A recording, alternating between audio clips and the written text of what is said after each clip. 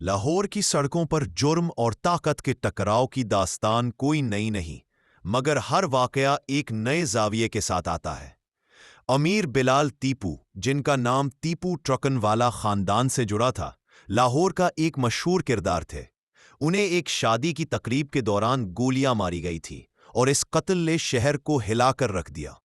اس واقعے کی تحقیقات نے پولیس اور عوام دونوں کی توجہ حاصل کی، اور نام سامنے آیا خواجہ طارق گلشن المعروف تیفی بٹ کا، جسے مرکزی ملزم قرار دیا گیا۔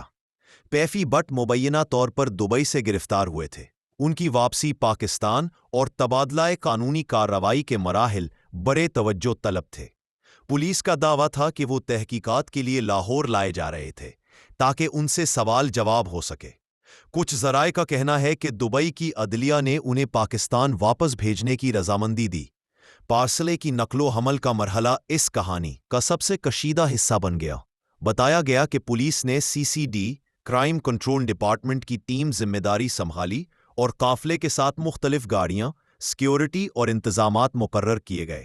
انکاؤنٹر کی اطلاع ملتی ہے کہ وہ رحیم یار خان کے قریب سے گزر رہے تھے جب 5 سے 8 مشتبہ افراد نے اچانک حملہ کیا۔ ان افراد نے سفید اور کالے کاروں میں آ کر قافلے پر فائرنگ کی اور قصداً کوشش کی کہ تیفی بٹ کو پولیس کی گرفتاری سے آزاد کیا جائے۔ پولیس ذرائع کا کہنا ہے کہ یہ حملہ آور تیفی بٹ کے اپنے ساتھی تھے، جو اس منصوبے کا حصہ تھے کہ وہ اسے قانون کی گرفت سے نکال سکیں۔ حملہ کے دوران ایک پولیس اہلکار بھی زخمی ہوا اور فائرنگ کا تبادلہ ہوا جو تقریباً 20 منٹ جاری رہا۔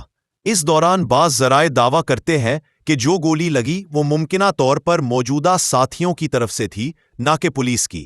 تیفی بٹ اس واقعے میں جائے وقوع پر ہی جان بحق ہوئے۔ ان کی لاش THQ اسپتال صادق آباد منتقل کی گئی، جہاں پوسٹ مارٹم کیا گیا۔ علاقائی پولیس نے واقعے کی جگہ کو سیل کیا اور تفتیش شروع کر دی۔ ایک کیس کو کوٹ سبزل پولیس اسٹیشن میں درج کیا گیا، جس میں CCD DSP سمیت دیگر افراد مدعی بنے۔ پولیس نے کہا کہ دہشت گرد عناصر نے موقع سے فرار ہونے کی کوشش کی، مگر CCD ٹیم نے تعاقب کیا۔ بعض ذرائع کا دعویٰ ہے کہ فرار کرنے والے افراد کے رہنماؤں کو شناخت کیا جائے گا اور گرفتار کی